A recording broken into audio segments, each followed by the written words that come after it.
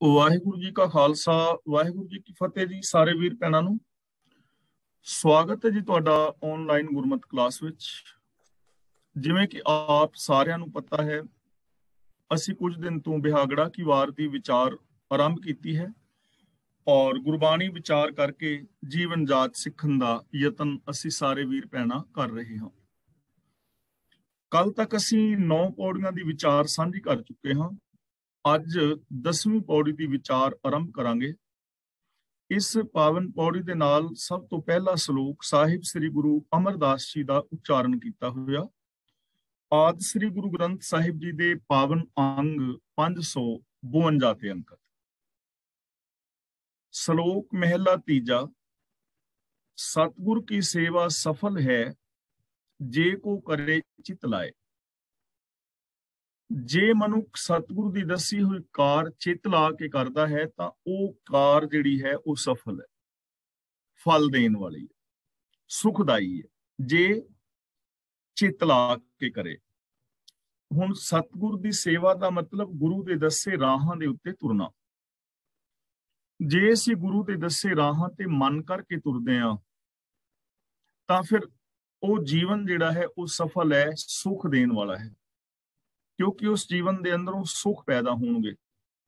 ਜੇ ਅਸੀਂ ਮਨ ਕਰਕੇ ਗੁਰਬਾਣੀ ਅਨੁਸਾਰ ਬੋਲ ਬੋਲਾਂਗੇ ਤਾਂ ਸਾਡੇ ਬੋਲ ਸਾਨੂੰ ਵੀ ਸੁਖ ਦੇਣਗੇ, ਜੋ ਲੋਕ ਸੁਣਨਗੇ ਉਹਨਾਂ ਨੂੰ ਵੀ ਸੁਖ ਦੇਣਗੇ।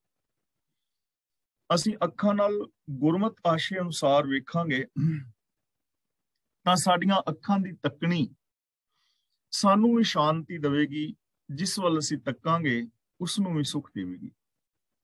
ਸਾਡੇ ਹੱਥਾਂ ਦੇ ਕੀਤੇ ਹੋਏ ਕੰਮ ਜੇ ਗੁਰਮਤ ਆਸ਼ੇ ਅਨੁਸਾਰ ਨੇ ਤਾਂ ਉਹਨਾਂ ਕਰਮਾਂ ਚੋਂ ਸਾਡੇ ਵਾਸਤੇ ਵੀ ਸੁਖ ਪੈਦਾ ਹੋਏਗਾ, ਕਿਸੇ ਦੂਜੇ ਵਾਸਤੇ ਵੀ ਸੁਖ ਪੈਦਾ ਹੋਏਗਾ। ਜੇ ਅਸੀਂ ਕੰਨਾਂ ਦੇ ਨਾਲ ਗੁਰਮਤ ਆਸ਼ੇ ਅਨੁਸਾਰ ਬੋਲ ਸੁਣਦੇ ਹਾਂ ਤਾਂ ਉਹ ਸਾਡਾ ਸੁਣਨਾ ਸਾਡੇ ਵਾਸਤੇ ਵੀ ਦੂਜੇ ਵਾਸਤੇ ਵੀ ਸੁਖਦਾਈ ਹੋਏਗਾ। ਜੇ ਅਸੀਂ ਮਨ ਕਰਕੇ ਗੁਰਬਾਣੀ ਅਨੁਸਾਰ ਸੋਚਦੇ ਹਾਂ, ਆਪਣੀ ਸੋਚ ਨੂੰ ਬਣਾਉਂਦੇ ਹਾਂ ਤਾਂ ਉਹ ਸੋਚ ਸਾਡੇ ਲਈ ਵੀ ਸੁਖਦਾਈ ਹੈ ਔਰ ਸਾਰੇ ਸੰਸਾਰ ਲਈ ਵੀ ਸੁਖਦਾਈ ਹੈ। ਇਹਨੂੰ ਕਹਿੰਦੇ ਨੇ ਸਤਿਗੁਰੂ ਦੀ ਸੇਵਾ। ਮੀਨਸ ਗੁਰੂ ਦੇ ਦੱਸੇ ਰਾਹਾਂ ਤੇ ਤੁਰਨਾ, ਵਿਖਾਵੇ ਦੇ ਤੌਰ ਤੇ ਨਹੀਂ, ਮਨ ਕਰਕੇ, ਚਿੱਤ ਕਰਕੇ। ਕਈ ਵਾਰ ਹੁੰਦਾ ਹੈ ਬੰਦਾ ਵਿਖਾਵੇ ਵਾਲੇ ਬੋਲ ਬੋਲ ਰਿਹਾ ਹੈ, ਵਿਖਾਵੇ ਵਾਲੇ ਕਰਮ ਕਰ ਰਿਹਾ ਹੈ, ਤਾਂ ਵਿਖਾਵੇ ਵਾਲੇ ਜੋ ਬੋਲ ਨੇ, ਵਿਖਾਵੇ ਵਾਲੇ ਜੋ ਕਰਮ ਨੇ, ਉਹਨਾਂ ਦੇ ਅੰਦਰੋਂ ਮਾਨਸਿਕ ਸ਼ਾਂਤੀ, ਮਾਨਸਿਕ ਖੁਸ਼ੀ, ਆਤਮਿਕ ਆਨੰਦ, ਆਤਮਿਕ ਜੀਵਨ ਪੈਦਾ ਨਹੀਂ ਹੁੰਦਾ। ਤਾਂ ਗੁਰੂ ਜੀ ਕਹਿੰਦੇ ਨੇ ਜੇ ਮਨੁੱਖ ਟਿਕ ਕੇ ਮਨ ਕਰਕੇ ਗੁਰੂ ਦੀ ਦੱਸੀ ਕਾਰ ਕਰੇ ਤਾਂ ਉਹ ਕਾਰ ਜ਼ਰੂਰ ਫਲ ਦਿੰਦੀ ਹੈ, ਉਸ ਜੀਵਨ ਦੇ ਅੰਦਰੋਂ ਸੁਖ ਉਪਜਦਾ ਹੈ। ਨਾਮ ਪਦਾਰਥ ਪਾਈਐ, ਅਚਿੰਤ ਵਸੈ ਮਨ ਆਏ। ਗੁਰੂ ਦੀ ਦੱਸੀ ਕਾਰ ਕਰਨ ਨਾਲ, ਗੁਰੂ ਦੇ ਗਿਆਨ ਮੁਤਾਬਕ ਜ਼ਿੰਦਗੀ ਜੀਣ ਨਾਲ ਨਾਮ ਪਦਾਰਥ ਪਾਈ ਹੈ। ਨਾਮ ਦਾ ਮਤਲਬ ਹੁਕਮ, ਰੱਬੀ ਗੁਣ। ਜੋ ਰੱਬੀ ਗੁਣ ਨੇ, ਜੋ ਰੱਬੀ ਹੁਕਮ ਹੈ, ਉਹਨਾਂ ਦੀ ਸੂਝ ਪ੍ਰਾਪਤ ਕਰ ਲਈਦੀ ਹੈ। ਰੱਬੀ ਗੁਣਾਂ ਦੀ ਦਾਤ ਮਿਲਦੀ ਹੈ, ਸਿਫਤ ਸਲਾਹ ਮਿਲਦੀ ਹੈ। ਹੁਕਮ ਦੀ ਸੂਝ ਆਉਂਦੀ ਹੈ, ਸਾਨੂੰ ਸਮਝ ਆਉਂਦਾ ਹੈ ਕਿ ਸਾਰਾ ਸੰਸਾਰ ਹੁਕਮ ਵਿੱਚ ਪੈਦਾ ਹੋ ਰਿਹਾ ਹੈ, ਹੁਕਮ ਵਿੱਚ ਇਹਦਾ ਸੰਚਾਲਨ ਹੈ, ਹੁਕਮ ਅੰਦਰ ਲੈਤਾ ਹੈ, ਹੁਕਮ ਅੰਦਰ ਪਾਲਣਾ ਹੈ, ਹੁਕਮ ਤੋਂ ਬਾਹਰ ਕੁਝ ਵੀ ਨਹੀਂ ਹੈ। ਸਾਨੂੰ ਇਸ ਚੀਜ਼ ਦੀ ਸਮਝ ਆ ਜਾਂਦੀ ਹੈ, ਅਸਲੀਅਤ ਦਾ ਗਿਆਨ ਮਿਲ ਜਾਂਦਾ ਹੈ, ਸ਼ੁਭ ਗੁਣਾਂ ਦੀ ਦਾਤ ਮਿਲਦੀ ਹੈ ਤੇ ਨਾਲ ਰਿਜ਼ਲਟ ਕੀ ਨਿਕਲਦਾ ਹੈ? ਅਚਿੰਤ ਵਸੈ ਮਨ ਆਏ। ਅਚਿੰਤ ਦਾ ਮਤਲਬ ਚਿੰਤਾ ਤੋਂ ਰਹਿਤ ਜੋ ਰੱਬ ਹੈ ਉਹ ਸਾਡੇ ਮਨ ਵਿੱਚ ਆ ਵਸਦਾ ਹੈ। ਰੱਬ ਚਿੰਤਾ ਤੋਂ ਰਹਿਤ ਹੈ, ਉਹਨੂੰ ਕੋਈ ਚਿੰਤਾ ਨਹੀਂ ਹੈ ਤੇ ਉਹ ਅਚਿੰਤ ਸਾਡੇ ਮਨ ਵਿੱਚ ਆ ਵਸਦਾ ਹੈ। ਤੇ ਜਦੋਂ ਸਾਡੇ ਮਨ ਦੇ ਅੰਦਰ ਅਚਿੰਤ ਆ ਵਸਿਆ ਤਾਂ ਅਸੀਂ ਵੀ ਅਚਿੰਤ ਹੋ ਜਾਵਾਂਗੇ, ਸਾਡੀਆਂ ਚਿੰਤਾਵਾਂ ਚਲੀਆਂ ਜਾਣਗੀਆਂ, ਉਸ ਮਨੁੱਖ ਦੀ ਜ਼ਿੰਦਗੀ ਵੀ ਅਚਿੰਤ ਹੋ ਜਾਏਗੀ, ਉਸ ਮਨੁੱਖ ਦੇ ਜੀਵਨ ਦੇ ਵਿੱਚੋਂ ਚਿੰਤਾ, ਰੋਗ ਆਦਿਕ ਖਤਮ ਹੋ ਜਾਣਗੇ ਜੇ ਗੁਰੂ ਦੇ ਦੱਸੇ ਰਾਹਾਂ ਤੇ ਅਸੀਂ ਚੱਲਦੇ ਹਾਂ। ਜਨਮ ਮਰਨ ਦੁੱਖ ਕੱਟਿਐ, ਹਉਮੈ ਮਮਤਾ ਜਾਏ। ਜਨਮ ਮਰਨ ਦੁੱਖ ਦਾ ਮਤਲਬ ਹੈ ਜਨਮ ਤੋਂ ਲੈ ਕੇ ਮਰਨ ਤੱਕ ਦਾ ਦੁੱਖ। ਕੱਟਿਏ ਦਾ ਮਤਲਬ ਕੱਟਿਆ ਜਾਂਦਾ ਹੈ। ਜਨਮ ਤੋਂ ਲੈ ਕੇ ਮਰਨ ਤੱਕ ਦਾ ਦੁੱਖ। ਹੁਣ ਦੇਖੋ, ਜਨਮੇ ਅਸੀਂ, ਜਦੋਂ ਅਸੀਂ ਜਨਮ ਲਿਆ ਔਰ ਜਦੋਂ ਅਸੀਂ ਮਰਾਂਗੇ, ਜਨਮ ਤੋਂ ਲੈ ਕੇ ਮੌਤ ਦੇ ਦਰਮਿਆਨ ਜਿਹੜਾ ਸਮਾਂ ਮਿਲਿਆ ਹੈ ਉਹਨੂੰ ਕਹਿੰਦੇ ਨੇ ਜੀਵਨ। ਸਾਡਾ ਜਨਮ ਹੋਇਆ, ਅਸੀਂ ਇੱਕ ਦਿਨ ਮਰਾਂਗੇ, ਜਨਮ ਤੋਂ ਮਰਨ ਦੇ ਦਰਮਿਆਨ ਜੋ ਸਮਾਂ ਮਿਲਿਆ ਹੈ ਉਹ ਹੈ ਜੀਵਨ। ਇੱਥੇ ਜਨਮ ਮਰਨ ਦੁੱਖ ਦਾ ਮਤਲਬ ਜਨਮ ਤੋਂ ਲੈ ਕੇ ਮਰਨ ਤੱਕ ਦਾ ਸਾਰੇ ਜੀਵਨ ਦਾ ਦੁੱਖ ਕੱਟਿਆ ਜਾਂਦਾ ਹੈ। ਕਦੋਂ? ਜਦੋਂ ਬੰਦਾ ਗੁਰੂ ਦੀ ਦਸੀ ਕਾਰ ਕਰਦਾ, ਉਹਦੇ ਮਨ ਅੰਦਰ ਅਚਿੰਤ ਪ੍ਰਭੂ ਅਵਸਥਾ ਹੈ, ਉਹਨੂੰ ਹੁਕਮ ਦੀ ਸੂਝ ਹੁੰਦੀ ਹੈ, ਉਹ ਰੱਬੀ ਗੁਣਾਂ ਦਾ ਧਾਰਨੀ ਹੋ ਜਾਂਦਾ ਹੈ, ਤਾਂ ਸਾਰੇ ਜੀਵਨ ਦਾ ਦੁੱਖ ਕੱਟਿਆ ਜਾਂਦਾ ਹੈ। ਤੇ ਨਾਲ ਹੁੰਦਾ ਕਿ ਇਹ ਹਉਮੈ ਮਮਤਾ ਜਾਏ, ਅੰਦਰੋਂ ਹਉਮੈ ਚਲੀ ਜਾਂਦੀ ਹੈ ਔਰ ਮਮਤਾ ਚਲੀ ਜਾਂਦੀ ਹੈ। ਇਹ ਹਉਮੈ ਔਰ ਮਮਤਾ ਹੀ ਸਾਡੇ ਦੁੱਖਾਂ ਦਾ ਕਾਰਨ ਹੈ। ਹਉਮੈ ਨੂੰ ਆਪ ਚੰਗੀ ਤਰ੍ਹਾਂ ਸਮਝ ਚੁੱਕੇ ਹੋ, ਕਿਉਂਕਿ ਕਰੀਬ 1.5 ਸਾਲ ਹੋ ਗਿਆ ਹੈ ਇਸ ਚੀਜ਼ ਨੂੰ ਬਾਰ-ਬਾਰ ਰਿਪੀਟ ਕਰਦੇ ਹਾਂ। ਪ੍ਰਭੂ ਤੋਂ ਵੱਖਰੀ ਹੋਂਦ ਆਪਣੀ ਮੰਨ ਲੈਣੀ ਹੀ ਸਾਡੀ ਹਉਮੈ ਹੈ। ਤੇ ਇਸ ਹਉਮੈ ਦੇ ਦੋ ਵਿੰਗੜੇ ਹੋਏ ਰੂਪ ਨੇ, ਰੋਗ ਨੇ, ਇੱਕ ਇਨਫੀਰੀਓਰਿਟੀ ਕੰਪਲੈਕਸ ਔਰ ਇੱਕ ਸੁਪਰੀਓਰਿਟੀ ਕੰਪਲੈਕਸ। ਇਹ ਦੋਵੇਂ ਹੀ ਚਲੇ ਜਾਂਦੇ ਨੇ। ਔਰ ਮਮਤਾ ਦਾ ਮਤਲਬ ਪਕੜ, ਮੈਂ ਮੇਰੀ ਵਾਲਾ ਚੱਕਰ, ਜਿਹੜਾ ਮੈਂ ਮੇਰੀ ਵਾਲਾ ਭਾਵ ਹੈ ਉਹ ਵੀ ਖਤਮ ਹੋ ਜਾਂਦਾ ਹੈ। ਮੇਰ ਤੇਰ ਦੇ ਵਿਤਕਰੇ ਖਤਮ ਹੋ ਜਾਂਦੇ ਨੇ, ਅੰਦਰੋਂ ਹਉਮੈ ਚਲੀ ਜਾਂਦੀ ਹੈ, ਸਾਰੇ ਜਨਮ ਦਾ ਜੀਵਨ ਦਾ ਦੁੱਖ ਕੱਟਿਆ ਜਾਂਦਾ ਹੈ। ਤੇ ਨਾਲ ਉੱਤਮ ਪਦਵੀ ਪਾਈਐ ਸੱਚੇ ਰਹਿ ਸਮਾਏ। ਸੱਚੇ ਰਹਿ ਸਮਾਏ ਦਾ ਐਵੇਂ ਬੰਦਾ ਰੱਬ ਦੇ ਅੰਦਰ ਸਮਾਇਆ ਰਹਿੰਦਾ ਹੈ, ਯਾਨੀ ਰੱਬ ਦਾ ਹੀ ਰੂਪ ਹੋ ਜਾਂਦਾ ਹੈ। ਜਿਵੇਂ ਬੂੰਦ ਸਾਗਰ ਵਿੱਚ ਮਿਲ ਜਾਏ ਤਾਂ ਉਸ ਬੂੰਦ ਨੂੰ ਫਿਰ ਸਾਗਰ ਚੋਂ ਵੱਖਰਾ ਨਹੀਂ ਕੀਤਾ ਜਾ ਸਕਦਾ, ਕਿਉਂਕਿ ਉਹ ਸਾਗਰ ਵਿੱਚ ਮਿਲ ਜਾਂਦੀ ਹੈ। ਸੇਮ ਉਹ ਪਾਣੀ ਦੀ ਬੂੰਦ ਬਾਹਰ ਨਹੀਂ ਕੱਢੀ ਜਾ ਸਕਦੀ। ਇਸੇ ਤਰ੍ਹਾਂ ਜਦੋਂ ਬੰਦੇ ਦੀ ਸੁਰਤ ਗੁਰਮਤ ਦੱਸੇ ਰਾਹਾਂ ਤੇ ਚੱਲਦੀ ਹੈ ਤਾਂ ਬੰਦੇ ਦੀ ਜੋ ਸੁਰਤ ਹੈ ਉਹ ਰੱਬ ਦੇ ਅੰਦਰ ਸਮਾ ਕੇ, ਸੱਚ ਦੇ ਅੰਦਰ ਸਮਾ ਕੇ ਸੱਚ ਦਾ ਹੀ ਰੂਪ ਹੋ ਜਾਂਦੀ ਹੈ। ਉੱਤਮ ਪਦਵੀ ਪਾਈ ਹੈ ਤੇ ਫਿਰ ਸਭ ਤੋਂ ਉੱਤਮ ਮਰਾਤਬਾ ਮਿਲ ਜਾਂਦਾ ਹੈ, ਸਭ ਤੋਂ ਉੱਤਮ ਪਦਵੀ ਮਿਲ ਜਾਂਦੀ ਹੈ। ਯਾਨੀ ਸਭ ਤੋਂ ਉੱਤਮ ਪਦਵੀ ਕਿਹੜੀ ਹੈ ਮਨੁੱਖ ਜਨਮ ਦੀ? ਕਿਹੜਾ ਮਰਾਤਬਾ ਹੈ ਜਿਹੜਾ ਸਭ ਤੋਂ ਉੱਤਮ ਹੈ? ਹੁਣ ਰੱਬ ਤੋਂ ਉੱਤਮ ਤੇ ਕੋਈ ਵੀ ਨਹੀਂ।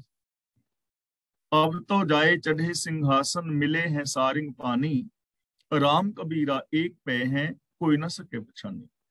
ਗੁਰਦੇਵ ਪਾਤਸ਼ਾਹ ਨੇ ਸਾਨੂੰ ਹੋਰ ਥਾਂ ਤੇ ਵੀ ਬਾਣੀ ਵਿੱਚ ਗਾਈਡ ਕੀਤਾ ਹੈ ਕਿ ਸੋ ਧਿਆਨ ਧਰੋ ਜੇ ਬਹੁਰ ਨਾ ਧਰਨਾ, ਕਿ ਆਪਣੀ ਸੁਰਤ ਨੂੰ ਪ੍ਰਭੂ ਦੇ ਗੁਣਾਂ ਵਿੱਚ, ਉਹਦੇ ਵਿੱਚ ਅਭੇਦ ਕਰ ਦਿਓ, ਜਿਸ ਕਰਕੇ ਤੁਹਾਨੂੰ ਬਾਰ-ਬਾਰ ਸਮਾਧੀਆਂ ਸਮੂਧੀਆਂ ਨਾ ਲਾਣੀਆਂ ਪੈਣ, ਬਾਰ-ਬਾਰ ਧਿਆਨ ਰੋਜ਼-ਰੋਜ਼ ਨਾ ਧਰਨਾ ਪਵੇ, ਰੋਜ਼ ਮੈਡੀਟੇਸ਼ਨ ਨਾ ਕਰਨਾ ਪਵੇ। ਇਹੋ ਜਿਹਾ ਧਿਆਨ।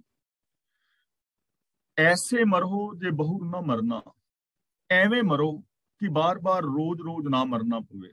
ਭਾਵ ਕਿ ਆਪਣੇ ਅੰਦਰੋਂ ਆਪੇ ਭਾਵ ਨੂੰ ਖਤਮ ਕਰ ਦਿਓ।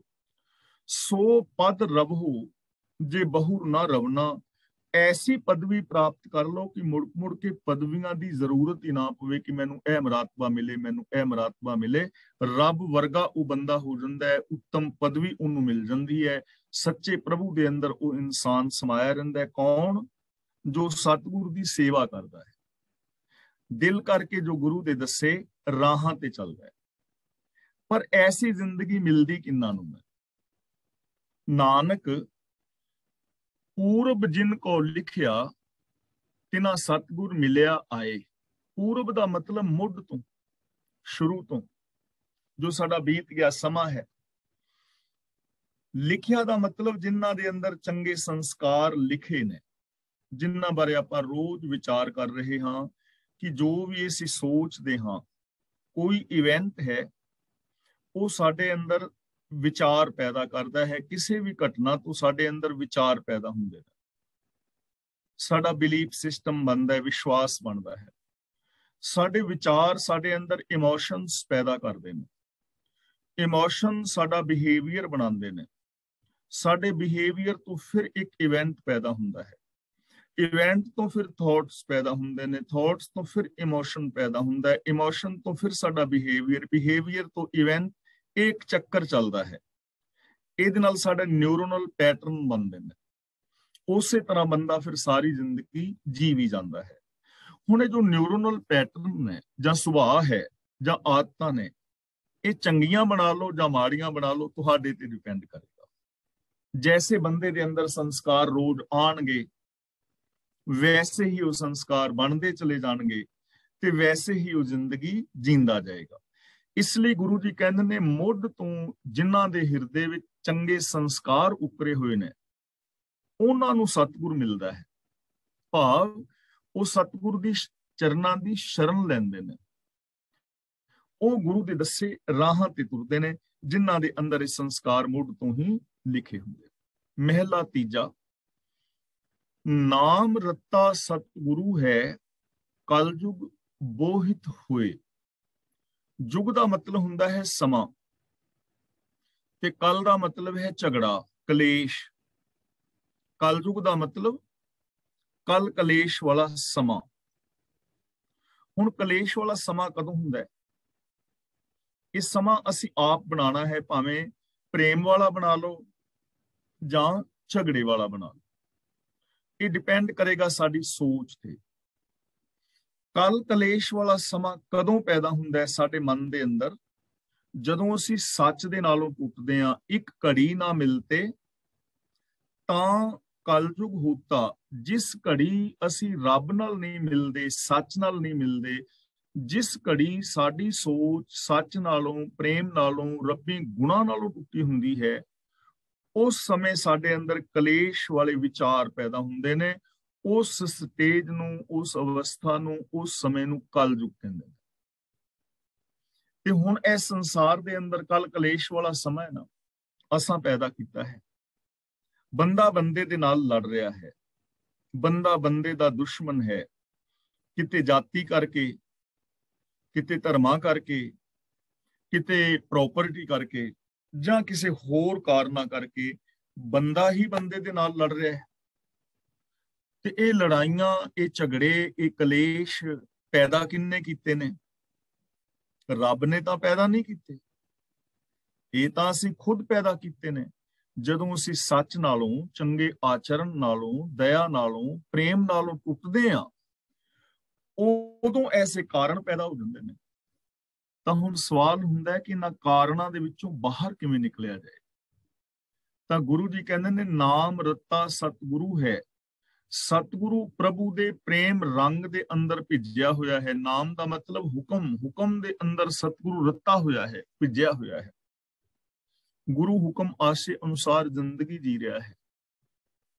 गुरु हुक्म दी गल कर रहा है। सारे गुरु ग्रंथ साहिब जी दी पावन बाणी पढ़ो तां सिर्फ हुक्म दी गल कीती जा रही है। हुक्म रजाई चलना, बाहर हुक्म ना कोई, इहदी गल कीती जा रही है।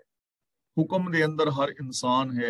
हुक्म विच उत्पत्ति, हुक्म विच पैदाइश है, हुक्म विच पालना है, हुक्म विच मौत है, हुक्म विच सुख है, हुक्म विच दुख है, हुक्म अंदर वड्याइयां ने, हुक्म अंदर इज्जत है, बेइज्जती है, सब कुछ हुक्म। हुक्म मीन सिस्टम।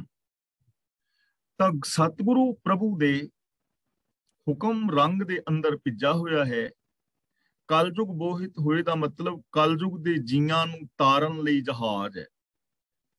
जो कल कलेश वाला समा है, कल कलेश वाले विचार ने, जिन्हों असीं भवजल भी कहने आ, विकारां चों, पापां चों, अपराधां चों पार करन वास्ते गुरु एक जहाज है। गुरु दी सोच, गुरु दी बाणी एक जहाज है। जे असीं गुरु दे चरनां दा, गुरु शब्द दा, गुरु दी विचारधारा दा आसरा लईए तां इस कल कलेश तो पार होया जा सकता है। गुरमुख होवे सो पार पवै, जिन्हां अंदर सच्चा सोए। हुण देखो असीं समुंदर ते चले जाइए ते समुंदर चों पार होण वास्ते जहाज भी होवे और साडे कोल टिकट भी लई होए, लेकिन असीं जहाज ते चढ़ीए ना तां की असीं पार हो सकदे हां? चढ़ना ते पैगा ना, पार तां ਉਹ ਉਤਰੇਗਾ ਜਿਹੜਾ जहाज ते चढ़ेगा। ਹੁਣ ਇੱਥੋਂ ਤੁਸੀਂ ਇੰਡੀਆ ਜਾਣਾ ਹੈ ਤੇ ਤੁਸੀਂ ਟਿਕਟ ਵੀ ਖਰੀਦ ਲਓ, ਤੁਹਾਡੇ ਕੋਲ ਪਾਸਪੋਰਟ ਵੀ ਹੈ, ਵੀਜ਼ਾ ਵੀ ਹੈ, ਲੇਕਿਨ ਟਿਕਟ ਲੈ ਕੇ ਵੀ ਜਹਾਜ਼ ਤੇ ਨਾ ਬੈਠੋ ਤੇ ਇਹ ਕਹੋ ਕਿ ਮੇਰੇ ਕੋਲ ਤੇ ਟਿਕਟ ਹੈ, ਟਿਕਟ ਮੈਂ ਲੈ ਲਈ, ਹੁਣ ਮੈਂ ਇੰਡੀਆ ਪਹੁੰਚ ਜਾਵਾਂਗਾ ਤੇ ਜਹਾਜ਼ ਚਲਾ ਜਾਏ ਤੇ ਤੁਸੀਂ ਤੇ ਘਰ ਹੀ ਰਹੋਗੇ ਨਾ। ਤੇ ਫਿਰ ਬੰਦਾ ਇਤਰਾਜ਼ ਕਰੇ, ਯਾਰ ਮੈਂ ਤੇ ਟਿਕਟ ਵੀ ਲਈ ਸੀ, ਮੈਨੂੰ ਤੇ ਟਿਕਟ ਨੇ ਪਹੁੰਚਾਇਆ ਨਹੀਂ। ਬਈ ਟਿਕਟ ਨੇ ਨਹੀਂ ਸੀ ਪਹੁੰਚਾਣਾ, टिकट ते तेरे कोल जहाज में चढ़न दी मंजूरी है, जहाज ने पहुंचाना सी ना, चढ़िया नहीं तू जहाज विच। हुण गुरु जहाज है, गुरु दी सोच, गुरु दी फिलोसफी, गुरु दी विचारधारा, गुरु दा ज्ञान जहाज है। इन सानू ए विकारां चों पार करना है। पर पार उतरेगा कौन? गुरमुख होवे सो पार पवे, जो गुरु दी शरण विच आएगा। मीन्स जो गुरु दे ज्ञान नू अपनी जिंदगी विच इंप्लीमेंट करेगा, जो गुरु दे ज्ञान नू अपनी जिंदगी दे विच इंप्लीमेंट करेगा, वो इंसान संसार सागर तो पार होएगा। गुरमुख होवे सो पार पवे, वो पार पेगा। जिन्ना अंदर सच्चा सोए ते गुरु दे जो दसे राहां ते तुरन वाले ने, उन्हां दे अंदर सच्चा स्वामी वसदा है। जिन्हां दे अंदर सच्चा स्वामी वस जांदा है, जिन्हां दी सोच विच रब्बी गुण वस जांदे ने, ਉਹ ਇਨਸਾਨ ਗੁਰੂ ਦੇ ਦੱਸੇ ਰਾਹਾਂ ਤੇ ਚੱਲ ਕੇ ਸੰਸਾਰ ਸਾਗਰ ਤੋਂ ਪਾਰ ਉਤਰ ਜਾਂਦੇ ਨੇ। ਤਾਂ ਇੱਥੋਂ ਸਾਨੂੰ ਸੇਧ ਮਿਲ ਰਹੀ ਹੈ, ਜੇ ਕਿਤੇ ਅਸੀਂ ਵੀ ਜੀਵਨ ਦੇ ਅਸਲ ਰਾਸਤੇ ਤੋਂ ਭੁੱਲ ਗਏ ਹਾਂ, ਭਟਕ ਗਏ ਹਾਂ, ਤਾਂ ਘਬਰਾਉਣ ਦੀ ਔਰ ਚਿੰਤਾ ਕਰਨ ਦੀ ਜ਼ਰੂਰਤ ਨਹੀਂ। ਸਾਨੂੰ ਵੀ ਗੁਰੂ ਦੀ ਪਾਵਨ ਬਾਣੀ ਮੁਤਾਬਕ ਜੀਵਨ ਸ਼ੁਰੂ ਕਰਨਾ ਚਾਹੀਦਾ ਹੈ। ਜੋ ਵੀ ਇਨਸਾਨ ਗੁਰਬਾਣੀ ਮੁਤਾਬਕ ਜ਼ਿੰਦਗੀ ਆਰੰਭ ਕਰੇਗਾ, वो इस संसार सागर तो पार उतर जाएगा। नाम संभाले नाम संग्रह, नामे ही पत हुए। इंज मनुख जिहड़ा है ना, गुरु दे दसे जो राह ते तुरेगा, नाम संभाले। संभाले दा मतलब संभालदा है। ਅਸੀਂ ਆਪਣੀਆਂ ਚੀਜ਼ਾਂ ਨੂੰ ਕਿਵੇਂ ਸੰਭਾਲਦੇ ਹਾਂ?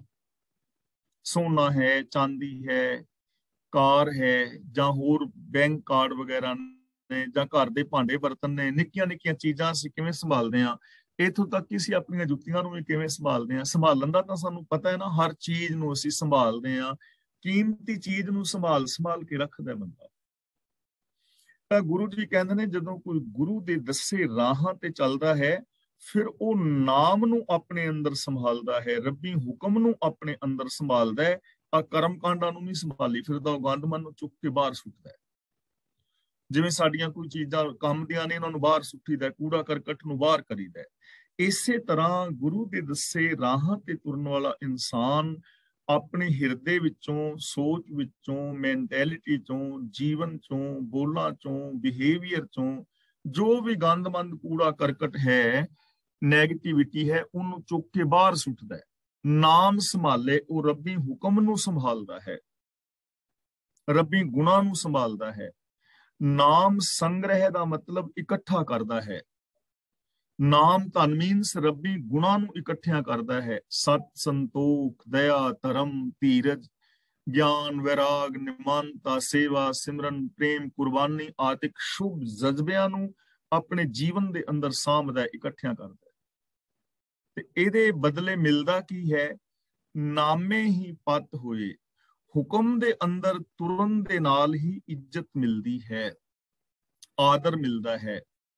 ਜੋ ਵੀ ਹੁਕਮ ਰਜ਼ਾ ਦੇ ਅੰਦਰ ਤੁਰੇ ਨੇ, ਉਹਨਾਂ ਨੂੰ ਆਦਰ ਮਿਲਿਆ ਹੈ। ਅੱਜ ਵੀ ਜੋ ਹੁਕਮ ਰਜ਼ਾ ਵਿੱਚ ਚੱਲ ਰਹੇ ਨੇ, ਉਹਨਾਂ ਨੂੰ ਆਦਰ ਮਿਲ ਰਿਹਾ ਹੈ। ਆਉਣ ਵਾਲੇ ਸਮੇਂ ਦੇ ਅੰਦਰ ਵੀ ਜੋ ਹੁਕਮ ਰਜ਼ਾ ਅੰਦਰ ਤੁਰਨਗੇ, ਉਹਨਾਂ ਨੂੰ ਆਦਰ ਮਿਲੇਗਾ, ਮਾਣ ਮਿਲੇਗਾ, ਸਤਕਾਰ ਮਿਲੇਗਾ। ਨਾਨਕ ਸਤਿਗੁਰ ਪਾਇਆ, ਕਰਮ ਪ੍ਰਾਪਤ ਹੋਏ। ਤਾਂ ਗੁਰੂ ਪਾਤਸ਼ਾਹ ਜੀ ਕਹਿੰਦੇ ਨੇ, ਸਤਿਗੁਰੂ ਨੂੰ ਮਿਲ ਕੇ ਪ੍ਰਭੂ ਦੀ ਮਿਹਰ ਦੇ ਨਾਲ, ਰੱਬੀ ਰਹਿਮਤ ਦੇ ਨਾਲ ਹੁਕਮ ਦੀ ਦਾਤ ਮਿਲ ਜਾਂਦੀ ਹੈ, ਹੁਕਮ ਦੀ ਸੂਝ ਮਿਲ ਜਾਂਦੀ ਹੈ। ਹੁਕਮ ਅਨੁਸਾਰ ਜ਼ਿੰਦਗੀ ਜੀਣਾ ਨਸੀਬ ਹੋ ਜਾਂਦਾ ਹੈ। ਕਦੋਂ? ਨਾਨਕ ਸਤਿਗੁਰ ਪਾਇਆ, ਜਿਨ੍ਹਾਂ ਨੇ ਸਤਿਗੁਰ ਨੂੰ ਪਾ ਲਿਆ, ਜੋ ਗੁਰੂ ਦੇ ਚਰਨਾਂ ਦੀ ਸ਼ਰਨ ਵਿੱਚ ਆ ਗਏ, ਜਿਨ੍ਹਾਂ ਨੇ ਗੁਰੂ ਤੋਂ ਗਿਆਨ ਦੀ ਦਾਤ ਲਈ, ਵਿਵੇਕ ਬੁੱਧ, ਜਿਨ੍ਹਾਂ ਨੂੰ ਗੁਰੂ ਤੋਂ ਕਾਮਨ ਸੈਂਸ ਮਿਲੀ, ਉਹ ਰੱਬੀ ਰਹਿਮਤ ਦੇ ਪਾਤਰ ਬਣ ਗਏ। ਔਰ ਉਹਨਾਂ ਨੂੰ ਹੁਕਮ ਦੀ ਸੂਝ ਮਿਲ ਗਈ। ਉਹਨਾਂ ਨੂੰ ਇਹ ਸਮਝ ਆ ਗਈ ਕਿ ਵਾਸਤਵ ਦੇ ਅੰਦਰ ਹੀ ਜਗਤ ਹੁਕਮ ਦੇ ਅੰਦਰ ਪੈਦਾ ਹੁੰਦਾ ਹੈ, ਹੁਕਮ ਵਿੱਚ ਚੱਲਦਾ ਹੈ, ਹੁਕਮ ਵਿੱਚ ਸੰਚਾਲਨ ਹੈ, ਹੁਕਮ ਵਿੱਚ ਪਾਲਣਾ ਹੈ। ਹੁਕਮ ਅੰਦਰ ਸੁੱਖ ਨੇ, ਹੁਕਮ ਅੰਦਰ ਦੁੱਖ ਨੇ। ਹੁਕਮ ਕਰਕੇ ਅਸੀਂ ਫੇਲਅਰ ਹਾਂ ਜਾਂ ਅਸੀਂ ਪਾਸ ਹਾਂ, ਉਹਨੂੰ ਇਹ ਚੀਜ਼ ਦੀ ਸਮਝ ਆ ਜਾਂਦੀ ਹੈ। ਔਰ ਰੱਬੀ ਹੁਕਮ ਦੇ ਅੰਦਰ ਚੱਲ ਕੇ ਉਹ ਆਪਣੇ ਜੀਵਨ ਨੂੰ ਸਫਲ ਕਰਦਾ ਹੈ। ਪੌੜੀ आपे पारस आप ਧਾਤ ਹੈ ਆਪ ਕੀ ਤੋਨ ਕੰਚਨ। ਹੁਣ ਇੱਥੇ ਪ੍ਰਭੂ ਦੀ ਸਰਬ ਵਿਆਪਕਤਾ ਦਰਸਾ ਰਹੇ ਨੇ। ਪਾਰਸ ਦਾ ਮਤਲਬ ਇੱਕ ਐਸਾ ਪੱਥਰ ਜਿਸ ਦੇ ਨਾਲ ਛੂਹਿਆਂ ਕੋਈ ਵੀ ਧਾਤ ਸੋਨਾ ਬਣ ਜਾਂਦੀ ਹੈ। ਲੋਹੇ ਨੂੰ ਕਹਿੰਦੇ ਨੇ ਪਾਰਸ ਦੇ ਨਾਲ ਲਾਈਏ ਤਾਂ ਉਹ ਸੋਨਾ ਬਣ ਜਾਂਦਾ ਹੈ। ਇਹ ਇੱਕ ਮਨੌਤ ਚਲੀ ਆ ਰਹੀ ਹੈ ਤੇ ਗੁਰੂ ਜੀ ਨੇ ਉਸ ਚੀਜ਼ ਨੂੰ ਉਸੇ ਤਰ੍ਹਾਂ ਹੀ ਵਰਤਿਆ ਹੈ। ਪਾਵਨ ਬਾਣੀ ਦੇ ਅੰਦਰ ਅਸਲ ਦੇ ਵਿੱਚ ਗੁਰੂ ਨੂੰ ਪਾਰਸ ਕਿਹਾ ਹੈ। ਗੁਰ ਪਾਰਸ ਹਮ ਲੋਹੋ ਮਿਲ ਕੰਚਨ ਹੋਇਆ ਰਾਮ। ਕਿ ਜਿਵੇਂ ਕਹਿੰਦੇ ਨੇ ਪਾਰਸ ਦੇ ਨਾਲ ਲੋਹਾ ਟੱਚ ਕਰੇ ਤਾਂ ਉਹ ਸੋਨਾ ਬਣ ਜਾਂਦਾ ਹੈ। ਗੁਰੂ ਜੀ ਕਹਿੰਦੇ ਨੇ ਅਸੀਂ ਲੋਹੇ ਵਰਗੇ ਸਾਂ ਤੇ ਗੁਰੂ ਰੂਪ ਪਾਰਸ ਤੇ ਚਰਨਾਂ ਦੇ ਨਾਲ ਜਦੋਂ ਅਸੀਂ ਆਪਣਾ ਸੰਪਰਕ ਸੰਬੰਧ ਬਣਾਇਆ ਅਸੀਂ ਸੋਨੇ ਵਰਗੇ ਹੋ ਗਏ। ਜਦੋਂ ਸਾਡੀ ਸੋਚ ਗੁਰੂ ਦੀ ਸੋਚ ਦੇ ਨਾਲ ਛੁੰਦੀ ਹੈ ਤਾਂ ਸਾਡੀ ਸੋਚ ਵੀ ਜਿਹੜੀ ਹੈ ਉਹ ਸੋਨੇ ਵਰਗੀ ਹੋ ਜਾਂਦੀ ਹੈ। ਪਰ ਇੱਥੇ ਗੁਰੂ ਜੀ ਪ੍ਰਭੂ ਦੀ ਸਰਬ ਵਿਆਪਕਤਾ ਦਰਸਾ ਰਹੇ ਨੇ। ਆਪੇ ਪਾਰਸ ਕਿ ਪ੍ਰਭੂ ਆਪ ਹੀ ਪਾਰਸ ਹੈ। ਆਪ ਧਾਤ ਹੈ। ਧਾਤ ਦਾ ਮਤਲਬ ਧਾਤੂ, ਸੋਨਾ ਆਦਿਕ, ਲੋਹਾ ਆਦਿਕ। ਆਪ ਹੀ ਧਾਤ ਹੈ। ਆਪ ਕੀ ਤੋਨ ਕੰਚਨ ਤੇ ਆਪ ਹੀ ਉਹਨੇ ਧਾਤ ਨੂੰ, ਲੋਹੇ ਆਦਿਕ ਨੂੰ ਸੋਨਾ ਬਣਾ ਦਿੱਤਾ ਹੈ।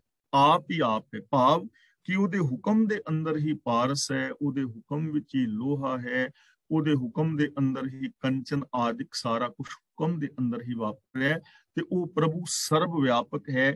ਕੋਈ ਐਸੀ ਥਾਂ ਨਹੀਂ ਜਿੱਥੇ ਉਹ ਨਾ ਹੋਵੇ। ਆਪੇ ਠਾਕੁਰ ਸੇਵਕ ਆਪੇ, ਆਪੇ ਹੀ ਪਾਪ ਖੰਡਨ। ਪ੍ਰਭੂ ਆਪ ਹੀ ਠਾਕੁਰ ਹੈ, ਆਪ ਹੀ ਸੇਵਕ ਹੈ ਤੇ ਆਪ ਹੀ ਪਾਪਾਂ ਨੂੰ ਦੂਰ ਕਰਨ ਵਾਲਾ ਹੈ। ਯਾਨੀ ਮਾਲਕ ਤੇ ਪ੍ਰਭੂ ਆਪ ਹੈ ਹੀ ਹੈ, ਇਹ ਤਾਂ ਅਸੀਂ ਸਮਝ ਰਹੇ ਹਾਂ। ਲੇਕਿਨ ਜੋ ਸੇਵਕ ਨੇ, ਜੋ ਇਸ ਸੰਸਾਰ ਦੇ ਅੰਦਰ ਜੀਵ ਜੰਤ ਉਹਦੇ ਹੁਕਮ ਵਿੱਚ ਤੁਰਨ ਵਾਲੇ ਨੇ, ਉਹਨਾਂ ਦੇ ਅੰਦਰ ਵੀ ਪ੍ਰਭੂ ਆਪ ਵਸ ਰਿਹਾ ਹੈ। ਮੇਰੇ ਅੰਦਰ, ਤੁਹਾਡੇ ਅੰਦਰ ਉਹ ਪ੍ਰਭੂ ਆਪ ਵਸ ਰਿਹਾ ਹੈ, ਸੇਵਕਾਂ ਵਿੱਚ ਵੀ ਵਸ ਰਿਹਾ ਹੈ। ਹਾਂ, ਇਹ ਗੱਲ ਵੱਖਰੀ ਹੈ ਕਿ ਅਸੀਂ ਉਹਨੂੰ ਜਾਣਦੇ ਨਹੀਂ, ਉਹਨੂੰ ਅੰਦਰੋਂ ਪ੍ਰਗਟ ਕਰਦੇ ਨਹੀਂ, ਪਰ ਵਸ ਸਾਡੇ ਅੰਦਰ ਰਿਹਾ ਹੈ।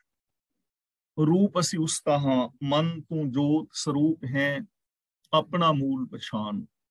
ਆਪਾਂ ਇਹ ਰੋਜ਼ ਬੇਨਤੀ ਕਰ ਰਹੇ ਹਾਂ ਕਿ ਰੱਬ ਗੁਣਾਂ ਦੇ ਰੂਪ ਵਿੱਚ ਹਰ ਇਨਸਾਨ ਵਿੱਚ ਵਸ ਰਿਹਾ ਹੈ। ਸੱਚਾਈ ਹੈ, ਨਿਰਭੈਤਾ ਹੈ, ਨਿਰਵੈਰਤਾ ਹੈ, ਦਇਆ ਹੈ। ਇਹ ਸਾਰੇ ਗੁਣ ਮੇਰੇ ਅੰਦਰ ਔਰ ਤੁਹਾਡੇ ਅੰਦਰ ਮੌਜੂਦ ਨੇ। ਅਸੀਂ ਇਨਕਾਰ ਨਹੀਂ ਕਰ ਸਕਦੇ ਕਿ ਸਾਡੇ ਵਿੱਚ ਨਹੀਂ। ਹਾਂ, ਅਸੀਂ ਇਸ ਗੱਲ ਤੋਂ ਇਨਕਾਰ ਕਰ ਸਕਦੇ ਹਾਂ ਕਿ ਅਸੀਂ ਇਹਨਾਂ ਨੂੰ ਯੂਜ਼ ਨਹੀਂ ਕਰਦੇ ਜਾਂ ਅਸੀਂ ਇਹਨਾਂ ਨੂੰ ਯੂਜ਼ ਨਹੀਂ ਕਰਨਾ। ਇਹ ਸਾਡੀ ਆਪਣੀ ਮਰਜ਼ੀ ਹੈ, ਪਰ ਹੈ ਤਾਂ ਸਹੀ। ਆਪ ਹੀ ਪਾਪਾਂ ਨੂੰ ਖੰਡਨ ਕਰਨ ਵਾਲਾ ਹੈ। ਔਰ ਇਹ ਬੜੀ ਮਹਾਨ ਗੱਲ ਹੈ ਕਿ ਜੋ ਪਾਪਾਂ ਨੂੰ ਖੰਡਨ ਕਰਨ ਵਾਲਾ ਹੈ ਉਹ ਵੀ ਅੰਦਰ ਬੈਠਾ ਹੈ। ਜੇ ਚਾਹੋ ਤਾਂ ਤੁਸੀਂ ਆਪਣੇ ਪਾਪਾਂ ਨੂੰ ਖੰਡਨ ਕਰ ਸਕਦੇ ਹੋ। ਮੈਂ ਚਾਹਾਂ ਤਾਂ ਮੈਂ ਕਰ ਸਕਦਾ ਹਾਂ। ਗੁਰੂ ਦੇ ਦੱਸੇ ਰਾਹ ਤੇ ਚੱਲ ਕੇ ਮੈਂ ਪਾਪ ਕਰਨੇ ਛੱਡ ਦਿਆਂ, ਮੈਂ ਝੂਠ ਬੋਲਣਾ ਛੱਡ ਦਿਆਂ, ਤਾਂ ਉਹ ਸੱਚ ਤਾਂ ਮੇਰੇ ਅੰਦਰ ਬੈਠਾ ਹੋਇਆ ਹੈ। ਆਪ ਠਾਕੁਰ ਹੈ, ਆਪ ਸੇਵਕ ਹੈ, ਆਪ ਪਾਪਾਂ ਨੂੰ ਦੂਰ ਕਰਨ ਵਾਲਾ ਹੈ। ਆਪੇ ਸਭ ਕਟ ਭੋਗਵੈ ਸੁਆਮੀ, ਆਪੇ ਹੀ ਸਭ ਅੰਜਨ। ਘਟ ਦਾ ਮਤਲਬ ਸਰੀਰ, ਅੰਜਨ ਦਾ ਮਤਲਬ ਹੁੰਦਾ ਹੈ ਕਾਲਕ, ਯਾਨੀ ਸੁਰਮਾ, ਕਾਲਕ ਯਾਨੀ ਮਾਇਆ, ਯਾਨੀ ਇਹ ਸਾਰਾ ਸੰਸਾਰ। ਆਪ ਹੀ ਸਾਰੇ ਸ਼ਰੀਰਾਂ ਵਿੱਚ ਵਿਆਪਕ ਹੋ ਕੇ ਭੋਗ ਰਿਹਾ ਹੈ। ਭੋਗਵੇ ਦਾ ਮਤਲਬ ਭੋਗ ਰਿਹਾ ਹੈ, ਮਾਣ ਰਿਹਾ ਹੈ। ਹੁਣ ਦੇਖੋ, ਅਸੀਂ ਪਾਣੀ ਪੀ ਰਹੇ ਹਾਂ, ਰੋਟੀ ਖਾ ਰਹੇ ਹਾਂ, 36 ਕਿਸਮ ਦੇ ਹੋਰ ਪਦਾਰਥ ਖਾ ਰਹੇ ਹਾਂ, ਪੀਜ਼ੇ ਬਰਗਰ ਛਕ ਰਹੇ ਹਾਂ, ਜਾਂ ਜੋ ਵੀ ਬੰਦਾ ਭੋਗ ਰਿਹਾ ਹੈ, ਉਹ ਕਿਉਂ ਭੋਗ ਰਹੇ ਹਾਂ? ਕਿਉਂਕਿ ਸਾਡੇ ਅੰਦਰ ਸੱਤਿਆ ਹੈ, ਸਾਡੇ ਅੰਦਰ ਤਾਕਤ ਹੈ, ਐਨਰਜੀ ਹੈ। ਅਸੀਂ ਇਸ ਹੁਕਮ ਸਿਸਟਮ ਦੇ ਅੰਦਰ ਹਾਂ ਤੇ ਉਹ ਸਾਰਾ ਕੁਝ ਸਿਸਟਮ ਦੇ ਅੰਦਰ ਹੀ ਚੱਲ ਰਿਹਾ ਹੈ। ਤਾਂ ਆਪ ਸਾਰਿਆਂ ਦੇ ਅੰਦਰ ਵਿਆਪਕ ਹੈ, ਸਾਰਿਆਂ ਦੇ ਅੰਦਰ ਵਿਆਪਕ ਹੋ ਕੇ ਉਹ ਭੋਗ ਰਿਹਾ ਹੈ। ਭਾਵ ਕਿ ਭੋਗਣ ਵਾਲੇ ਤਾਂ ਹੀ ਜ਼ਿੰਦਗੀ ਜੀ ਰਹੇ ਨੇ ਜੇ ਉਹਨਾਂ ਦੇ ਅੰਦਰ ਉਹਦੀ ਸੱਤਿਆ ਹੈ। ਆਪੇ ਹੀ ਸਭ ਅੰਜਨ, ਇੱਥੇ ਅੰਜਨ ਦਾ ਮਤਲਬ ਹੈ ਮਾਇਆ, ਯਾਨੀ ਸੰਸਾਰ। ਕਿ ਇਹ ਸਾਰਾ ਜੋ ਸੰਸਾਰ ਹੈ ਉਹ ਸੰਸਾਰ ਰੂਪ ਵੀ ਆਪ ਹੀ ਹੈ। ਇਹ ਸੰਸਾਰ ਉਹਦੇ ਤੋਂ ਵੱਖਰਾ ਨਹੀਂ ਹੈ। ਸੰਸਾਰ ਰੂਪ ਵੀ ਆਪ ਹੀ ਹੈ। ਆਪ ਵਿਵੇਕ, ਆਪ ਸਭ ਬੇਤਾ, ਆਪੇ ਗੁਰਮੁਖ ਭੰਜਨ।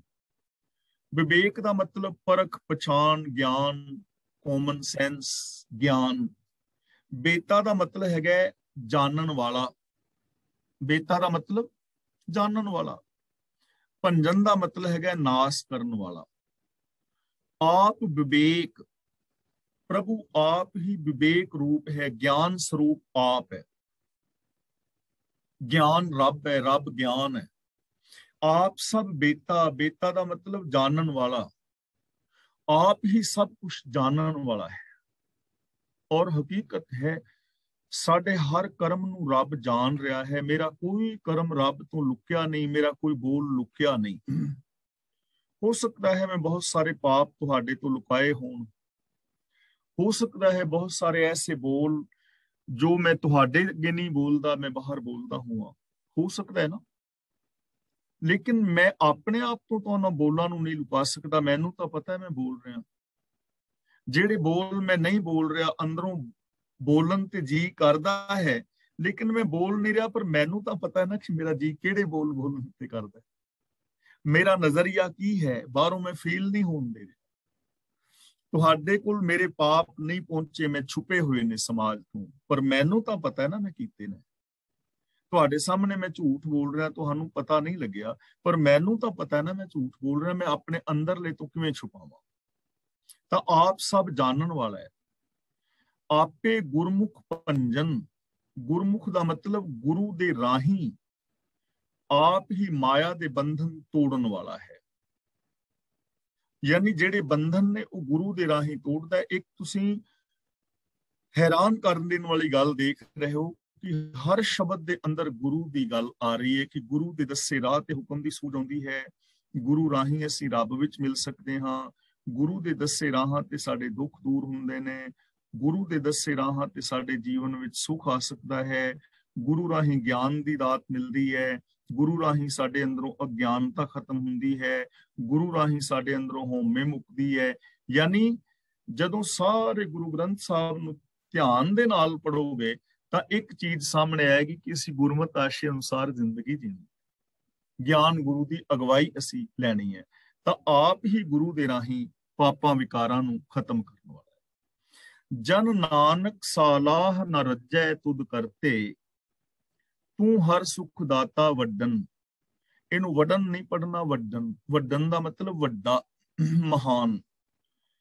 ਸਾਲਾਹ ਦਾ ਮਤਲਬ ਸਲਾਹ ਕੇ। ਜਨ ਨਾਨਕ ਸਾਲਾਹ ਨ ਰੱਜੈ ਤੁਧ ਕਰਤੇ, ਇੱਥੇ ਵਿਸ਼ਰਾਮ ਲਾਵਾਂਗੇ। ਤੂੰ ਹਰ ਸੁਖ ਦਾਤਾ ਵੱਡਨ, ਕਿ ਹੇ ਕਰਤਾਰ, ਹੇ ਪ੍ਰਭੂ, ਦਾਸ ਨਾਨਕ ਤੇਰੀ ਸਿਫਤ ਸਲਾਹ ਕਰਕੇ ਰੱਜਦਾ ਨਹੀਂ। ਤੇਰੀ ਸਿਫਤ ਸਲਾਹ ਕਰਕੇ ਰੱਜਦਾ ਨਹੀਂ, ਭਾਵ ਕਿ ਮੈਂ ਕਿਹੜੀ ਕਿਹੜੀ ਸਿਫਤ ਕਰਾਂ। ਤੇਰੀ ਸਿਫਤ ਕਰਨ ਦੀ ਭੁੱਖ ਮਿਟਦੀ ਨਹੀਂ। ਜਿਵੇਂ ਜਿਵੇਂ ਮੈਂ ਤੇਰੇ ਗੁਣ ਗਾਉਂਦਾ ਹਾਂ, ਤੇਰੇ ਗੁਣ ਹੋਰ ਹੋਰ ਵੱਧਦੇ ਚਲੇ ਜਾਂਦੇ ਨੇ। ਤੇਰੇ ਗੁਣਾਂ ਦਾ ਅੰਤ ਨਹੀਂ ਪਾਇਆ ਜਾਂਦਾ। ਤੇਰੇ ਗੁਣਾਂ ਦਾ ਅੰਤ ਨਹੀਂ ਪੈਂਦਾ। ਤੂੰ ਸੁਖ ਦਾਤਾ, ਸੁਖਾਂ ਦੀਆਂ ਦਾਤਾਂ ਦੇਣ ਵਾਲਾ ਹੈ। ਔਰ ਵੱਡਨ ਦਾ ਮਤਲਬ ਤੂੰ ਸਭ ਤੋਂ ਵੱਡਾ ਹੈ, ਸਭ ਤੋਂ ਮਹਾਨ ਹੈ, ਔਰ ਸੁਖਾਂ ਦੀਆਂ ਦਾਤਾਂ ਦੇਣ ਵਾਲਾ ਹੈ।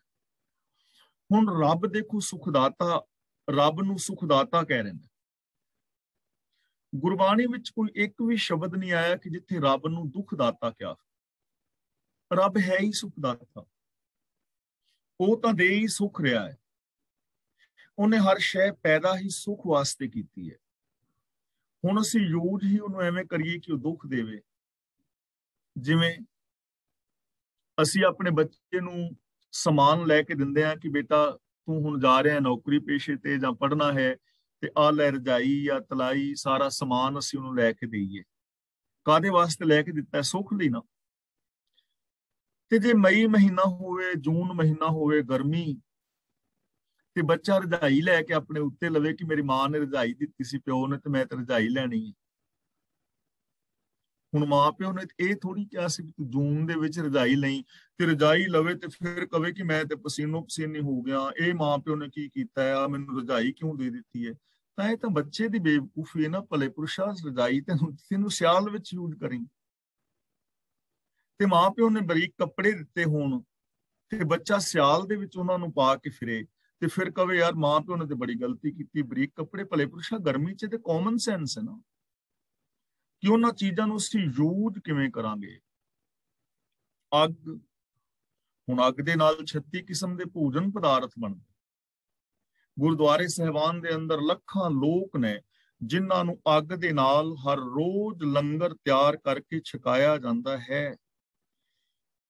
ਪਰ 84 ਦੇ ਵਿੱਚ ਉਹ ਲੋਕ ਵੀ ਸਨ ਜਿਹੜੇ ਗੁਰਦੁਆਰਿਆਂ ਨੂੰ ਹੀ ਅੱਗ ਲਾ ਰਹੇ ਸਨ, ਲੰਗਰ ਛਕਾਉਣ ਵਾਲਿਆਂ ਨੂੰ ਹੀ ਅੱਗ ਲਾ ਰਹੇ ਸਨ। ਅੱਗ ਨੇ ਤੇ ਕੰਮ ਕਰਨਾ ਨਾ, ਜੋ ਵੀ ਉਹਨੂੰ ਯੂਜ਼ ਕਿਵੇਂ ਕਰੋਗੇ। ਤਾਂ ਰੱਬ ਨੇ ਹਰ ਸ਼ੈ ਸੁਖ ਵਾਸਤੇ ਪੈਦਾ ਕੀਤੀ ਹੈ, ਚਾਹੇ ਉਹ ਚੰਦਰਮਾ ਹੈ, ਧਰਤੀ ਹੈ, ਸੂਰਜ ਹੈ, ਹਵਾ ਹੈ, ਪੌਣ ਹੈ, ਪਾਣੀ ਹੈ, ਮਾਂ ਹੈ, ਪਿਓ ਹੈ, ਭੈਣ ਨੇ, ਭਰਾ ਨੇ, ਰਿਸ਼ਤੇਦਾਰ ਨੇ, ਜਾਂ ਇਸ ਦੁਨੀਆ ਦੇ ਅੰਦਰ ਜੋ ਕੁਝ ਵੀ ਹੈ ਸੁਖ ਵਾਸਤੇ ਹੈ, ਦੁੱਖ ਵਾਸਤੇ ਨਹੀਂ। ਪਰ ਅਸੀਂ ਉਹਨੂੰ ਯੂਜ਼ ਹੀ ਐਵੇਂ ਕਰ ਰਹੇ ਹਾਂ ਕਿ ਉਹਦੇ ਚੋਂ ਦੁੱਖ ਪੈਦਾ ਹੋ ਰਿਹਾ ਹੈ। ਜ਼ਬਾਨ ਰੱਬ ਨੇ ਦਿੱਤੀ ਹੈ, ਤਾਂ ਜ਼ਬਾਨ ਤਾਂ ਇਸ ਕਰਕੇ ਨਾ ਤੁਸੀਂ ਆਪਣੀਆਂ ਭਾਵਨਾਵਾਂ ਦੂਜੇ ਤੱਕ ਪਹੁੰਚਾ ਸਕੋ, ਬੋਲ ਸਕੋ, ਸੁਣ ਸਕੋ ਕੰਨਾਂ ਦੇ ਨਾਲ। ਪਰ ਅਸੀਂ ਇਹਨੂੰ ਯੂਜ਼ ਹੀ ਐਵੇਂ ਕਰ ਰਹੇ ਹਾਂ ਕਿ ਸਾਡੇ ਸੰਬੰਧ ਟੁੱਟ ਰਹੇ ਨੇ, ਬੋਲ ਹੀ ਇਸ ਰਹੇ ਹਾਂ। ਇਹ ਤਾਂ ਹੁਣ ਸਾਡੇ ਤੇ ਡਿਪੈਂਡ ਕਰੇਗਾ ਨਾ।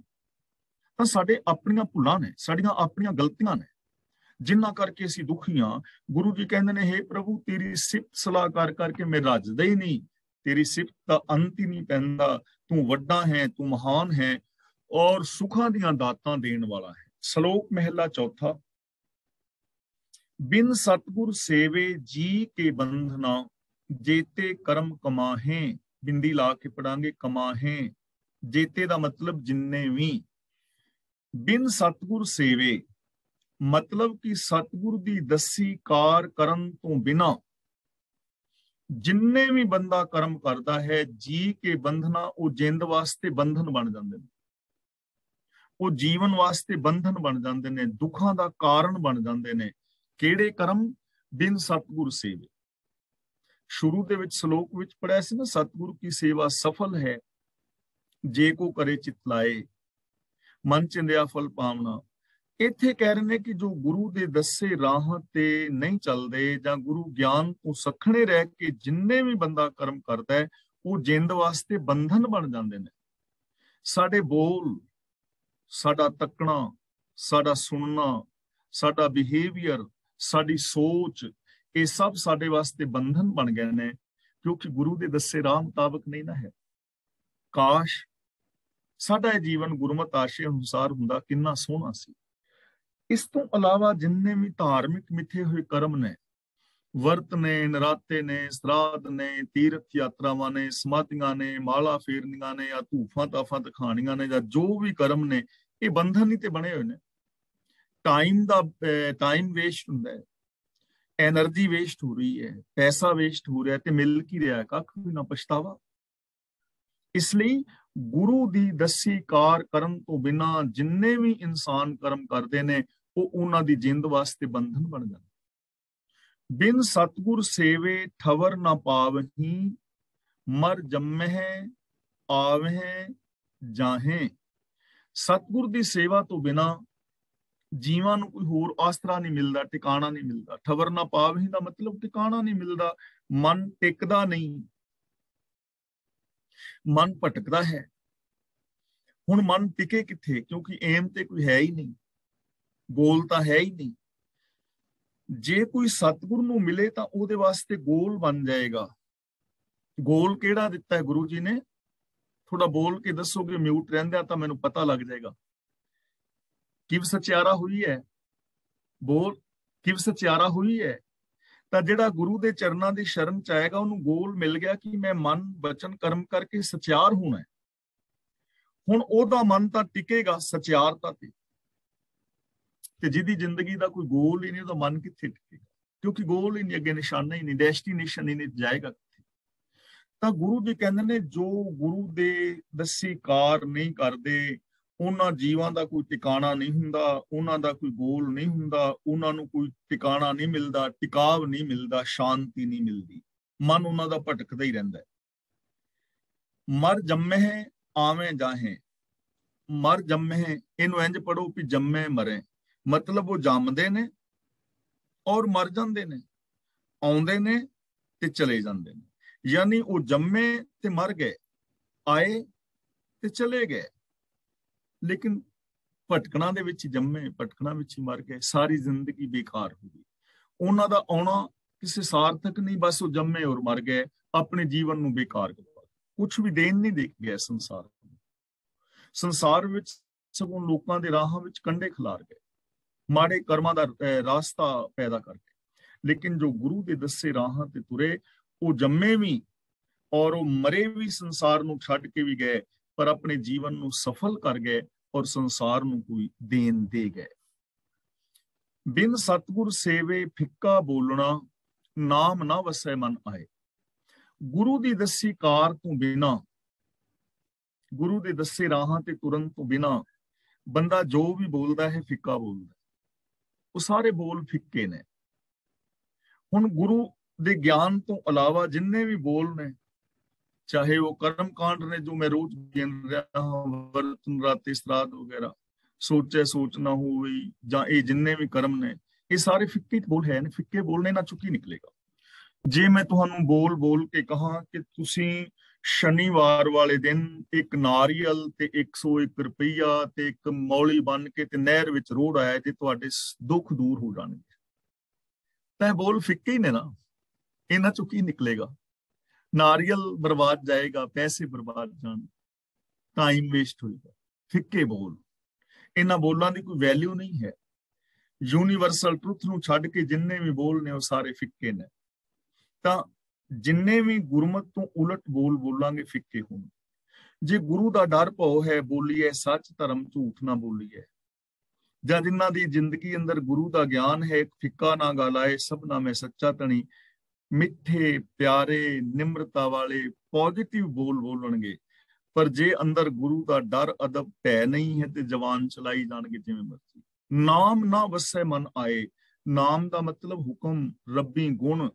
गुरु दी दस्सी कार करन तो बिना रब्बी हुक्म दी सूद, रब्बी हुक्म दी महानता और रब्बी गुण कदे भी मन विच आण के नहीं वसते। नानक बिन सतगुर सेवे, जमपुर बद्धे मारिए, मुंह काले उठ जाहे।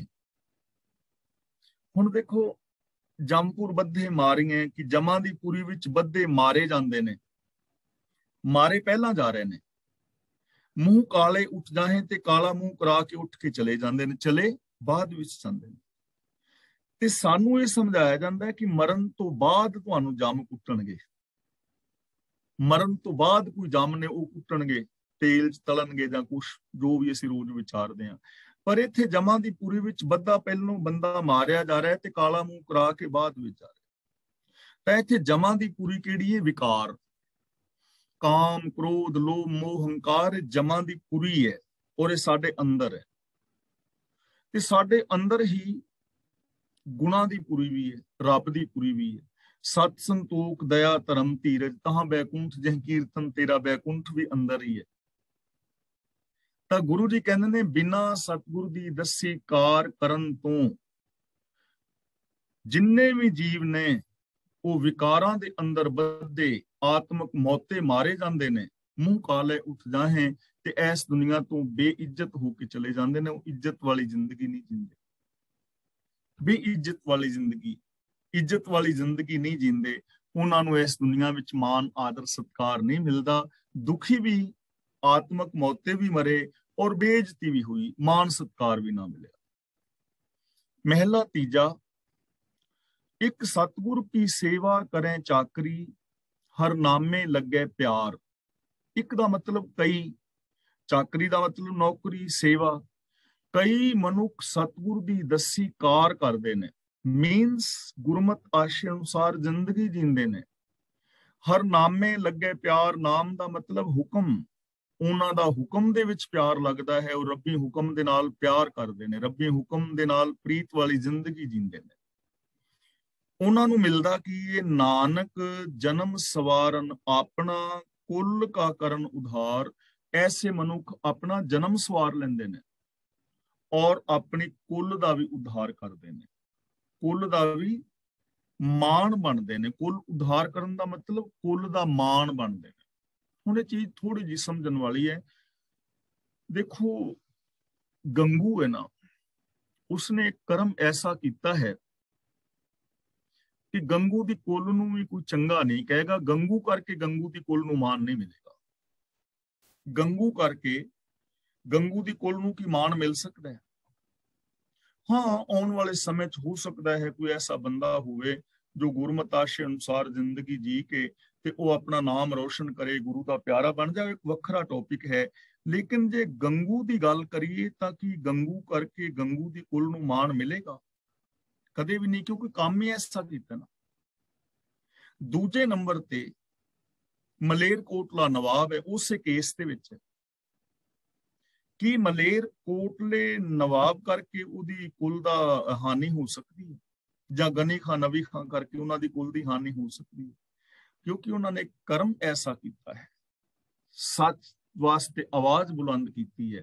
ਜਦੋਂ ਮਲੇਰਕੋਟਲਾ ਨਵਾਬ ਨੂੰ ਕਿਹਾ ਗਿਆ ਨਾ ਤਲਵਾਰ ਫੜ ਤੇ ਗੁਰੂ ਗੋਬਿੰਦ ਸਿੰਘ ਦੇ ਬੱਚਿਆਂ ਦੇ ਸਿਰ ਲਾ, ਬਦਲਾ ਲੈ, ਤੇਰੇ ਭਰਾ ਨੂੰ ਉਹਨੇ ਮਾਰਿਆ ਸੀ, ਉਹ ਕਹਿੰਦਾ ਨਾ, ਉਹ ਸੂਰਮਾ ਹੈ, ਮੈਂ ਸੂਰਮੇ ਨਾਲ ਲੜਾਂਗਾ। ਇਹ ਕੰਮ ਸੂਰਮੇ ਦਾ ਸੂਰਮੇ ਨਾਲ ਲੜ ਕੇ ਬਦਲਾ ਜੰਗ ਵਿੱਚ ਲਿਆ ਜਾਂਦਾ ਹੈ। ਇਹ ਮਾਸੂਮ ਬੱਚੇ ਨੇ, ਰੱਬ ਦਾ ਰੂਪ ਨੇ, ਮਾਸੂਮਾਂ ਦੇ ਉੱਤੇ ਹੱਥ ਉਠਾਉਣਾ ਇਹ ਪਾਪ ਹੈ, ਇਹ ਅਪਰਾਧ ਹੈ। ਤਾਂ ਕੁਲ ਤਾਰ ਲਈ ਨਾ, ਕੁਲ ਨੂੰ ਵੀ ਮਾਣ ਮਿਲਿਆ। ਇਸ ਤਰ੍ਹਾਂ ਇਹਨੂੰ ਕਹਿੰਦੇ ਨੇ ਕੁਲ ਦਾ ਤਾਰਨਾ ਔਰ ਕੁਲ ਦਾ ਡੂਬਣਾ। ਕਹਿੰਦੇ ਨੇ ਨਾ, ਤੂੰ ਤੇ ਕੁਲ ਦੇ ਮੱਥੇ ਤੇ ਕਲੰਕ ਲਗਾ ਦਿੱਤਾ ਹੈ। ਕਲੰਕ ਲਗਾਉਣ ਦਾ ਮਤਲਬ ਕਿ ਇੱਕ ਬੰਦਾ ਮਾੜਾ ਕਰਮ ਕਰ ਰਿਹਾ ਹੈ। ਤਾਂ ਗੁਰੂ ਜੀ ਕਹਿੰਦੇ ਨੇ ਜੋ ਗੁਰੂ ਦੇ ਦੱਸੇ ਰਾਹਾਂ ਤੇ ਤੁਰਦੇ ਨੇ ਉਹ ਆਪਣਾ ਜਨਮ ਵੀ ਸਵਾਰਦੇ ਨੇ ਔਰ ਆਪਣੀ ਕੁਲ ਦਾ ਵੀ ਮਾਣ ਬਣਦੇ ਨੇ। ਪੌੜੀ ਆਪੇ ਚਾਟ ਸਾਲ ਆਪ ਹੈ ਪਾਂਧਾ, ਆਪੇ ਚਾਟੜੇ ਪੜਨ ਕੋ ਆਣੇ। ਚਾਟਸਾਲ ਦਾ ਮਤਲਬ ਪਾਠਸ਼ਾਲਾ, ਸਕੂਲ, ਪਾਂਧਾ ਦਾ ਮਤਲਬ ਪੜਾਉਣ ਵਾਲਾ, ਆਣੇ ਦਾ ਮਤਲਬ ਲਿਆਉਂਦਾ ਹੈ। ਪ੍ਰਭੂ ਆਪ ਹੀ ਪਾਠਸ਼ਾਲਾ ਹੈ, ਆਪ ਹੀ ਉਸਤਾਦ ਹੈ ਤੇ ਆਪ ਹੀ ਵਿਦਿਆਰਥੀ ਪੜਨ ਨੂੰ ਲਿਆਉਂਦਾ ਹੈ। ਭਾਵ ਉਹ ਸਰਬ ਵਿਆਪਕ ਹੈ, ਪੜਾਉਣ ਵਾਲੇ ਵਿੱਚ ਵੀ ਪੜਨ ਵਾਲਿਆਂ ਦੇ ਵਿੱਚ ਵੀ। ਆਪੇ ਪਿਤਾ ਮਾਤਾ ਹੈ ਆਪੇ, ਆਪੇ ਬਾਲਕ ਕਰੇ ਸਿਆਣੇ। ਆਪ ਹੀ ਮਾਂ ਹੈ, ਆਪ ਹੀ ਪਿਓ ਹੈ, ਆਪ ਹੀ ਬੱਚਿਆਂ ਨੂੰ ਸਿਆਣੇ ਕਰਦਾ ਹੈ। ਇਕ ਥੈਂ ਪੜ ਬੁੱਝੈ ਸਭ ਆਪੇ, ਇਕ ਥੈਂ ਆਪੇ ਕਰੇ ਇਆਣੇ। ਇੱਕ ਥਾਂ ਦਾ ਮਤਲਬ ਕਿਤੇ, ਇੱਕ ਥਾਂ ਤੇ, ਇੱਕ ਥਾਂ ਤੇ ਸਭ ਕੁਝ ਪੜ ਕੇ ਆਪ ਹੀ ਸਮਝਦਾ ਹੈ। ਯਾਨੀ ਜੋ ਪੜ ਕੇ ਸਮਝ ਕੇ ਸਿਆਣਾ ਹੋ ਗਿਆ ਨਾ, ਉਹਦੇ ਵਿੱਚ ਵੀ ਆਪ ਹੀ ਹੈ। ਇੱਕ ਥਾਂ ਆਪੇ ਕਰੇ ਇਆਣੇ, ਤੇ ਇੱਕ ਥਾਂ ਤੇ ਅਣਜਾਣ ਬਣਿਆ ਹੋਇਆ ਹੈ। ਅਣਜਾਣ ਹੈ ਬੰਦਾ, ਉਹਨੂੰ ਕੁਝ ਵੀ ਨਹੀਂ ਪਤਾ, ਪਰ ਹੈ ਉਹਦੇ ਵਿੱਚ ਵੀ ਆਪ ਹੀ ਹੈ। ਇਹ ਨਹੀਂ ਕਹਿ ਸਕਦੇ ਕਿ ਉਹਦੇ ਵਿੱਚ ਨਹੀਂ ਹੈ। ਇਕਨਾ ਅੰਦਰ ਮਹਿਲ ਬੁਲਾਏ, ਜਾਂ ਆਪ ਤੇਰੇ ਮਨ ਸੱਚੇ ਭਾਣੇ। ਤੂੰ ਉਹਨਾਂ ਨੂੰ ਆਪਣੇ ਮਹਿਲ ਵਿੱਚ ਤੁਰ ਅੰਦਰ ਬੁਲਾ ਲੈਣਾ ਜਦੋਂ ਉਹ ਤੇਰੇ ਮਨ ਨੂੰ ਚੰਗੇ ਲੱਗਦੇ ਨੇ। ਭਾਵ ਹੁਣ ਰੱਬ ਦਾ ਕੋਈ ਉੱਤੇ ਮਹਿਲ ਨਹੀਂ ਹੈ ਵੱਖਰਾ। ਰੱਬ ਇੱਕ ਸੋਚ ਹੈ, ਰੱਬ ਇੱਕ ਗੁਣ ਨੇ, ਔਰ ਸਭ ਦੇ ਅੰਦਰ ਹੈ। ਅੰਦਰ ਬੁਲਾਉਣ ਦਾ ਮਤਲਬ ਹੈ ਕਿ ਉਸ ਬੰਦੇ ਦਾ ਧਿਆਨ ਵਿਕਾਰਾਂ ਵੱਲ ਭਟਕਣ ਤੋਂ ਹਟ ਜਾਂਦਾ ਹੈ ਤੇ ਕੇਵਲ ਔਰ ਕੇਵਲ ਰੱਬੀ ਗੁਣਾਂ ਦੇ ਨਾਲ ਜੁੜ ਜਾਂਦਾ ਹੈ। ਅੰਦਰ ਰੱਬੀ ਗੁਣਾਂ ਦੇ ਨਾਲ ਟਿਕ ਜਾਂਦਾ ਹੈ। ਪਰ ਜਿਹੜੇ ਤੇਰੇ ਮਨ ਨੂੰ ਪਿਆਰੇ ਲੱਗਦੇ ਨੇ, ਤੇ ਪਿਆਰੇ ਕੌਣ ਲੱਗਦੇ ਨੇ? ਜੋ ਤੇਰੀ ਰਜ਼ਾ ਔਰ ਭਾਣੇ ਵਿੱਚ ਤੁਰਦੇ ਨੇ, ਉਹਨਾਂ ਨੂੰ ਤੂੰ ਆਪਣੇ ਅੰਦਰ ਬੁਲਾ ਲੈਣਾ ਹੈ, ਭਾਵ ਆਪਣੇ ਨਾਲ ਮਿਲਾ ਲੈਣਾ ਹੈ। ਜਿਨ੍ਹਾਂ ਆਪੇ ਗੁਰਮੁਖ ਦੇ ਵਡਿਆਈ, ਸੇ ਜਨ ਸੱਚੀ ਦਰਗਾਹ ਜਾਣੇ। ਗੁਰਮੁਖ ਦਾ ਮਤਲਬ ਗੁਰੂ ਦੇ ਜ਼ਰੀਏ, ਜਿਨ੍ਹਾਂ ਨੂੰ ਗੁਰੂ ਦੇ ਜ਼ਰੀਏ ਆਪ ਆਦਰ ਦਿੰਦਾ ਹੈ। ਸੇ ਜਨ ਸੱਚੀ ਦਰਗਾਹ ਜਾਣੇ, ਜਾਣੇ ਦਾ ਮਤਲਬ ਜਾਣੇ ਜਾਂਦੇ ਨੇ, ਪ੍ਰਗਟ ਹੋ ਜਾਂਦੇ ਨੇ। ਉਹ ਸੱਚੀ ਦਰਗਾਹ ਦੇ ਅੰਦਰ ਜਾਣੇ ਜਾਂਦੇ ਨੇ, ਉਹ ਸੱਚੀ ਦਰਗਾਹ ਵਿੱਚ ਪ੍ਰਗਟ ਹੋ ਜਾਂਦੇ ਨੇ।